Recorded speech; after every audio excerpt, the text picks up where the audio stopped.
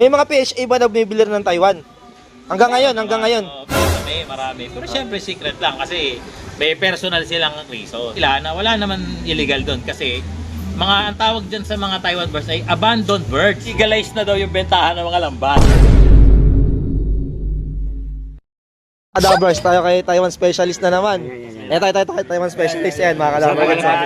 Usapang lambat. Yan. Kasi maraming ano sa kanya, maraming basher to eh. Maraming kritiko eh. Oo. Wala tayong kilala. Wala daw pinagkaiba yun, Boss Pete. Kasi pares lang daw yun ano. Nahuli. Tapos binenta. Sige. Sige. Kung illegal, pwedeng kasuhan. Tama. Kapag may kakasuhan ka, may isang requirement. Dapat may Complainant. complainant. Okay ha? Hindi ka pwede mag-complain kung hindi naman iyo. Sino complainant? Yun lang. Wala Taiwanese. Taiwanese. Punta na sabi ng Taiwanese. Hindi ko na kailangan yan. bogus account yung complainant. Yun lang. So kinakampaign natin yan para medyo kahit paano mabawasan yung nagtatangkilik ng lambat. Kahit may option lang. Sige, Taiwan na lang. At least Taiwan. Huwag na nalang i-insist na yung Taiwanese ay yung Taiwan birds is illegal. Ano yun? Ang illegal yung nanglalambat. Oo. Yung nanglalambat mga kupal yun eh. Pinoy sa Pinoy. Pinoy sa Pinoy, nanakawan mo. Mga patay gutom yun. Pero yung ano, yung mga tumukod na Taiwan, wag niyong questionin yun. Kasi yun, hindi naman nilambat yun. Hindi naman nilambat yun. Kusang pumunta yun dito. Hinuhuli lang sa ilog yun eh. Basang-basa. Ilog? Sa ilog ba yun nahuhuli? Ano, sir? Parang yung mga tukod din dito. Sa ilog talaga? Di ba sa dagat dapat yun? Mga nakakapanood ng tukod Sa ano? dito. Sa sariwa. Napakitaan lang ng tubig, ganyan. Kasi uhaw na uhaw yan. Yada ka. Tsaka hindi naman ako nanguhuli. Hindi naman ako tanong. Sila yung nanguhuli. Sila nang huli. Ngayon, syempre, nakakahuli sila. Binabagsak sa'yo. Alangan namang hingin ko. So, kailangan yung bayaran. Nagsimula lang yan nung araw, honestly, 300 pesos isa. Ang mura Ngayon, pala dati, no? Kaya ang bentahan dati, mga 1K, ganyan. Tawaran mo na 800, pwede. Dati, ngayon tumaas na.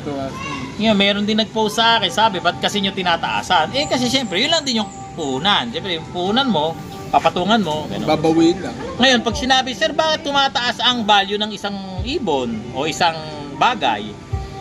Kung kayo nag-aaral ng basic economics, ang tawag dyan, law of supply and demand. Kung kukunti ang supply, maraming gustong bumili. Mura. So tataas ngayon yung presyo, lalo sa issue ng off-color. O gusto ko nag-resell. Pag kailangan mo ng ganun pag lang. kailangan mo ng off-color na Taiwan, maghanap ka kay Taiwan special, wag ka na Medyo, maghanap sa iba. medyo mahal. Kahit ako nabili ako, kahit tanongin nyo, bumibili ako ng mga 7,000, 8,000, isa. Ito sir, ito sir. Yun, ganun. May mga PHA ba na bumibili ng Taiwan? Hanggang ngayon, hanggang ngayon. Marami. Pero syempre secret lang kasi may personal silang reason. Ay talaga nila ipaalam, Wala no? namang problema kasi pang-infuse talaga yun. Pangimpis talaga. Naniniwala din naman sila na wala naman illegal doon kasi ang tawag dyan sa mga Taiwan birds ay abandoned birds. Inabandona na, wala nang may-ari, open for keeps. Pero pag mag-declare ng Taiwanese, huwag niyong huliin yan, amin yan, babawiin namin. Endangered. Yan pa lang tayo magkakaroon ng problema na pwede natin isole. Ngayon, kung merong kayong nabalitaan na Taiwanese na nag-declare na kukunin namin yung mga tukod dyan na mga tukod namin, kukunin namin, pakibalitaan na lang ako kung meron. Bibigyan namin. Oo, pero yung magsasabi isole, mga Kung sino yung magke-claim, di mag-claim, wala nang problema eh. Ayun yung Si Boss Taiwanese, Pete pa. oh. Ayun yung Taiwanese. Ayun o, yan. Atong ang yun eh. Combo spider. Ayan. Spider. Tsaka napapansin ko yung nagre-reklamo sa Taiwan, hindi naman nila agenda na, oy, itigil na yung pagta-Taiwan. Hindi eh. Alam mo, agenda ng mga yan na nagtatago pa sa bogus account? Dapat daw illegalize na daw yung bentahan ng mga lambat. Nakita mo kung paano nila ipasok? Ginagamit nila yung Taiwan na legal nagbebentahan, dapat sila din daw. Kasi pareho lang naman daw yung tukod or hindi umuwi. So yun yung agenda nila. Hindi patigilin ng Taiwan, kundi Magkaiba ang ipasa yung tukod sa usapin Taiwan. na payagan na daw. So sabi nila, paano to? Sabi mo, hindi na makalipad, etc.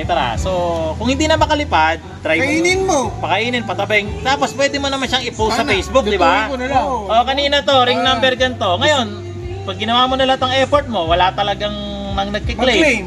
Pinost mo na sa mga group or like meron tayong mga kagaya ni Boss Nelson, pwede ka mag-ano ka dyan ng mga sole, gano'n. Meron siya mga program. Very good yun. So, Kung wala, bahala ka na. Kasi intent mo namang isole. Wala lang talagang magkiklaim yun. Pero yung tinago mo talaga, ayun ang may kaso yun. Ako, mo siya, nagpo-post pa nga ako sa Stitchel Bout Group eh. Ano pinopost mo? Meron Ito, ba tayong ang ano? nakatupis. Yung pwede mong, ito, huli mo, ganun. Galing to, Tuko, Taiwan. Meron. Taiwan bird. Meron ganon sa Lost and Found. Lost and found. Pero lost and found. Sir, ibig sabihin pala yung mga kritiko mo, yung mga lambatero pala.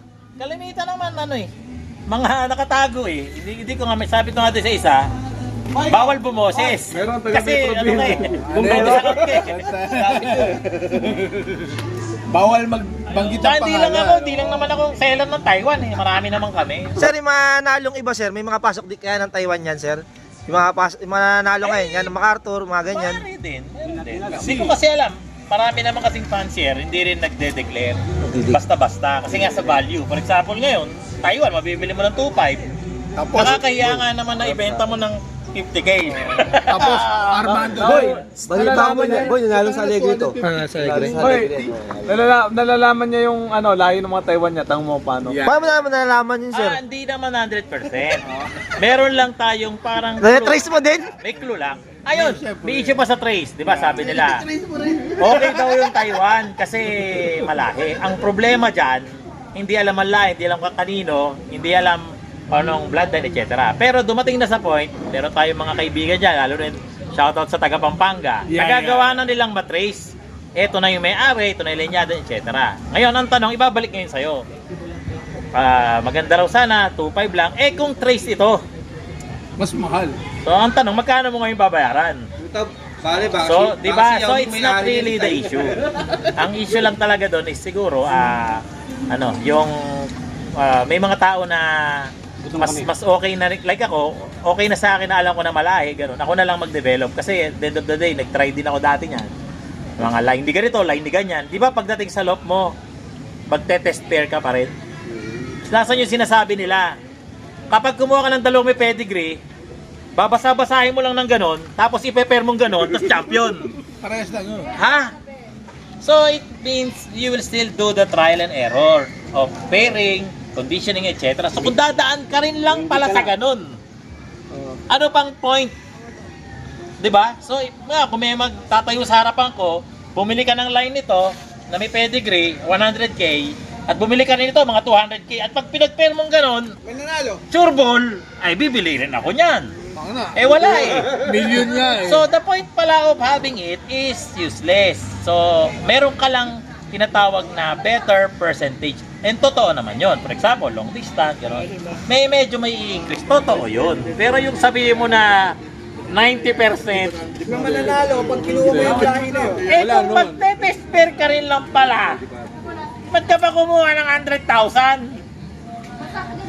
And alam na rin yun ng mga sumubok. Kaya nga siguro out of curiosity, may mga nagtatry ng Taiwan. And then may gumugulong at may nagsasucceed. So sa lahat ng larangan, okay yan. Local, champion birds, pet shop pa yan, o bahala sa trip nyo, o mga import, very good yan. Siguro lang, we just try to start to respect, di ba? Hindi naman nakaw yan eh. Na yung ganyan yan, tukod yan, ganyan. May mga bash-bash na gano'n, mga bobo, etc. Mga statement na gano'n.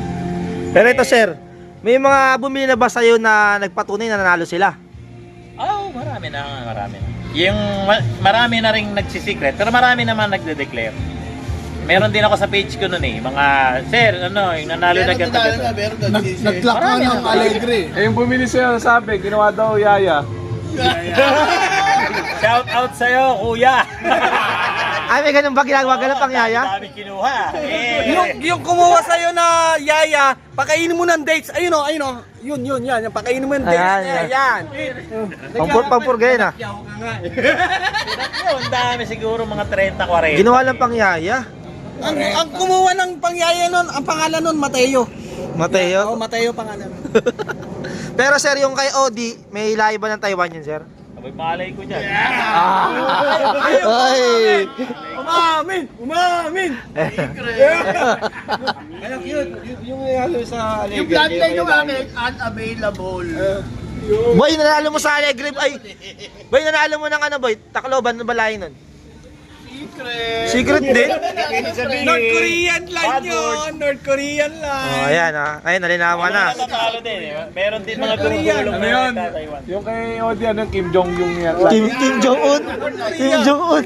O, yung mga gusto dyan ha, PM nyo na ako, padala ko kayo nuclear. Boom! Ano eh? Basta bibigay nyo lang yung address nyo kay Boss Odi. Oh. Oh, ayan, nalinawan na sa mga Taiwan. Oh. O, kung may mga tanong lang kayo, Murahin dala nyo. sa page ko. Hindi mo open sa debate. Open ka sa debate, sir. Open tayo doon. O, kung anong iba, sinasabing illegal, etc. Open naman tayo dyan. Para lang maliwanagan lang yung mga newbies. Yung mag-aamo ng debate kay Boss Pete, yung may Yan. isa, wag yung tatanga-tanga magsalita ha. Then may requirement tayo. Number 1, wag naman tayong gumamit ng bogus account. Di ba? Ayun. Yung boboses ka, nang pagsilip ko, nakalak na nga, Bobo yun. pangalan pa, Chinese. Baliktad. Tapos ang profile picture, aso. Tapos Matay tayo dyan. Yung mga baser ko, ganun. Pag hinamo ko ng suntukan, takot naman. Okay lang sana. Okay lang sana kung aso ay galisin pa.